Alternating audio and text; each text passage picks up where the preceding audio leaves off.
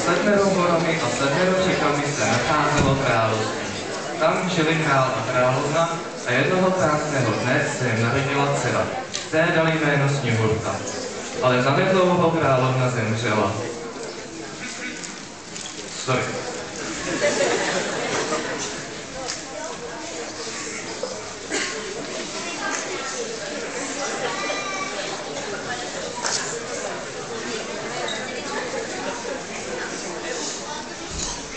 Neuběhl ani rok a král se znovu oženil. Dionová chuť byla sice velice krásná, ale byla to velmi hrdá a pyšná. A nesnesla, aby byl ještě někdo jiný krásnější než ona. Každý den se proto koukala do kouzelného zrcadla.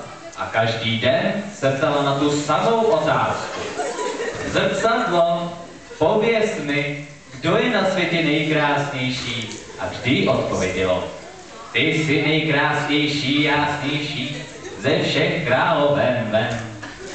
Ale Sněhurka každým dnem rostla do krásy a byla líbezná jako jasný den. Až jednoho dne královna se zeptala zrcadlu a to jí odpovědělo. Ty jsi krasavice, zemi zdejší, ale Sněhurka, Urka, je ještě 1000krát krásnější, jasnější. Královna se proto velice urazila a začala Sněhurku hluboce nenávidět. Tak tedy volala hajného, aby Sněhurku zavedl do lesa a tam ji zabil. Ale hajný měl dobré srdce a tak nechal Sněhurku odejít. Když se hajný vracel do zámku, tak řekl královně, že je Sněhurka mrtvá. Sněhurka mezi tím bloudila, dokud nenašla jeden malý domek. Do toho domku vstoupila, uviděla 7 malých pohárků a z každého z nich trochu upila.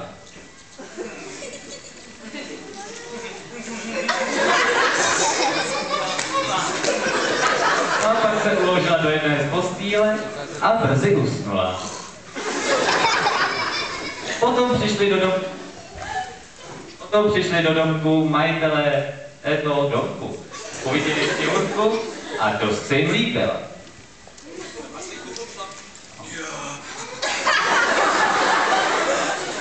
Mezitím v království, kde královna svědomí, že je Sněhurka mrtvá, se říkala zrcadlu. Zrcadlo, pověz mi, kdo je nejkrásnější na zemi. A to jí odpovědělo. Ty jsi krasavice, zemi zdejší, ale Sněhurka, Urka, je ještě 1000krát krásnější, jasný. Stačí! Pak tedy vzala otrávené jablko a vydala se v převleku do domku k 7 malým trpaslíkům. Zaklepala a Sněhurka z okna odpověděla. Nesmím nikoho pustit do domu. A královna na to. To nevadí, aspoň si ode mě vezmi tohleto jablíčko. Sněhurka si tak vzala a s chutí se do toho jablka zakousla. Jenže pak spadla k zemi mrtvá. Když přišli trpaslíci domů, Sněhurku už se jí zkřísit nepodařilo. Tak tedy pro ní udělali skleněnou raket, odvezli na skleněnou horu a tam jí 3 dny oplakávali. 1, 2, 3, no stačí. No a pak jednoho dne kolem náhodou přijel krásný princ. Uviděl Sněhurku a řekl trpaslíkům, dovolte mi prosím odvést si tuto ženu domů. No a tak se trpaslíkům královskému princi želelo, tak mu to dovolili. Když služebníci zarekli, tak to je s mrtvou Sněhurkou, jeden ze služebníků pak zakopl a smutné břemeno mu spadlo na zem.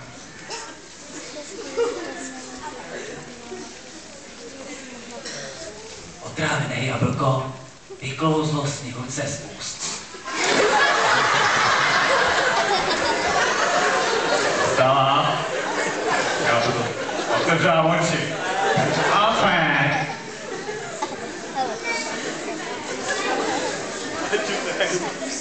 Sněhurce se princ moc líbil.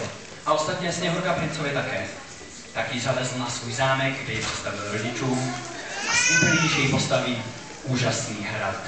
S 1000 zahradami, milionem komnat, lesů, kde budou pobíhat srnky a uprostřed bude překrásný vodopis.